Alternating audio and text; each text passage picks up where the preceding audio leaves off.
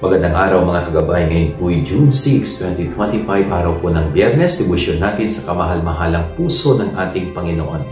Tinatanong muli ng Panginoon si Pedro kung siya ay mahal niya.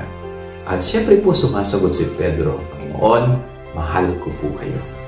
At sabi ng Panginoon sa kanya, kung talagang mahal mo ako, kakainin at alagaan mo ang aking mga tupa. Diyan po napapakita ang totoong pagmamahal sa Panginoon. Kapag tayo ay gumagawa ng mabuti, kapag naisa sa buhay natin ang mga itinuro na aral ng Panginoon, kapag tayo ay may action na ginagawa para sa iba. At yun po yung totoong pagpapakita ng pagmamahal sa Diyos. Kasi napakadali pong sabihin natin na mahal natin ng Panginoon pero wala tayong ginagawa. Hindi ho. Ang pagmamahal sa Diyos ay napakikita palagi sa gawa.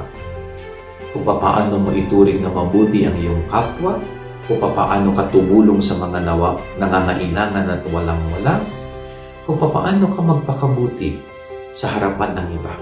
Diyan na ipapakita na ikaw ay talagang nagmamahal sa Diyos. So yan po ang pagsikapan natin, hindi lamang po sa araw na ito, kundi sa lahat ng araw sa ating buhay.